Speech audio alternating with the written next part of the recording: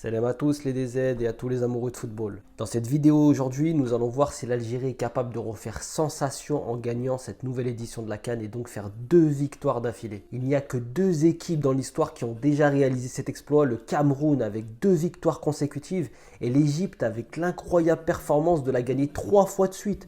3 fois de suite, bordel, c'est dingue quand on connaît la difficulté de cette compétition. Donc clairement, si l'Algérie parvient à la gagner cette année, ça serait un truc de malade. On sait très bien qu'en 2019, à part Belmadi et son groupe, personne ne nous voyait gagner la CAN. Aujourd'hui, bizarrement, personne ne nous voit la perdre. En 2019, on était clairement l'équipe surprise. Mais aujourd'hui, on est attendu comme jamais. L'équipe à abattre.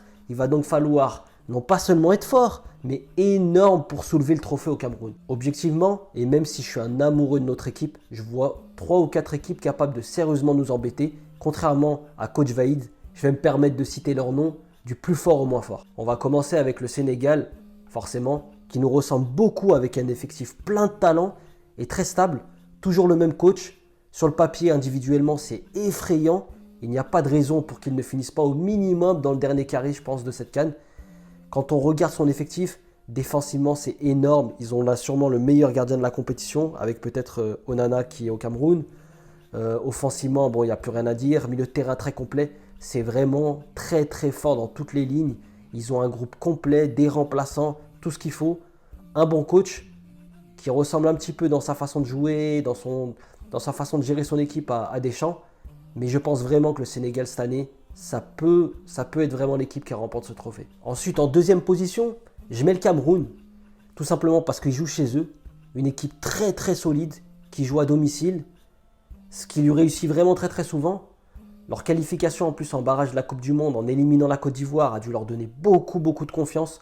Une équipe d'expérience qui va tout donner devant son public. Ça va vraiment être chaud d'aller les chercher. En troisième position, comme équipe dangereuse, personnellement, moi j'ai choisi le Maroc. Même s'ils n'ont pas affronté des grosses équipes ces derniers temps, mais c'est une équipe qui me paraît très solide. Je les ai vraiment vus beaucoup jouer. Défensivement, c'est un véritable mur. Et je trouve que petit à petit, alors qu'au départ ils avaient du mal, ils ont réussi à trouver, malgré l'absence de Ziyech ou Belhanda, une belle animation offensive. J'aime d'ailleurs beaucoup un joueur en particulier de cette formation, à savoir le petit milieu offensif Ilyas Chahir, qui pourrait devenir une sacrée surprise durant cette CAN. Pour finir, Vaïd, qu'on l'apprécie ou qu'on ne l'apprécie pas, on a pu voir qu'il est capable de tirer 200% d'une équipe. Le Maroc pourrait vraiment être la surprise de cette compétition. Et enfin, pour finir, je vais citer le Nigeria. Peu de choses à dire, ils sont toujours là et ils seront encore là. Équipe pas forcément flamboyante, mais extrêmement disciplinée tactiquement, avec un énorme engagement physique. Clairement, l'équipe qui tombera contre le Nigeria en phase finale devra être très fort pour les sortir. Donc comme vous pouvez le voir, ça va vraiment être très difficile pour nous de remporter une seconde fois le trophée. Mais j'y crois quand même. Belmadi est un sélectionneur de classe mondiale. Son groupe est à fond derrière lui. Et les joueurs ont une faim insatiable de gagner. Ce que je kiffe avec cette équipe d'Algérie, c'est qu'ils refusent catégoriquement la défaite. Ils détestent perdre. Je suis persuadé que même si on n'arrive pas à aller au bout, ils vont encore une fois nous rendre fiers et on sortira avec honneur. Notre effectif est vraiment complet. Nos joueurs sont globalement en forme. J'ai encore un doute sur le poste de numéro 9 où Bounedjah a vraiment du mal depuis un petit moment. Slimani, bon, c'est son manque de confiance avec Lyon qui me laisse perplexe, mais ça pourrait vraiment être son année.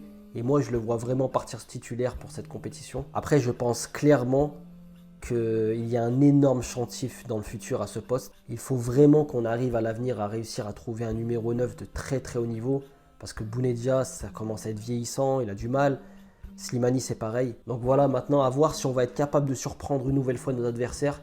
Mais avec Belmadi aux manettes, j'ai toute confiance. Je pense qu'on peut aller à la guerre avec ce coach. Donc pour finir, je pense sincèrement que nous sommes les favoris à notre propre succession, mais avons très peu de marge de manœuvre devant nos concurrents. J'espère que l'on va réussir une CAN en Afrique subsaharienne. Enfin, ce serait super qu'on arrive enfin à réussir à gagner en Afrique. Rendez-vous le 11 janvier pour voir dans quel état d'esprit on va rentrer dans cette compétition. Donc merci les potos, ici s'achève la première vidéo de la chaîne. Si tu as aimé la vidéo, n'hésite pas à la liker et n'oublie pas de t'abonner. Je te dis à très bientôt et à la prochaine, Inch'Allah.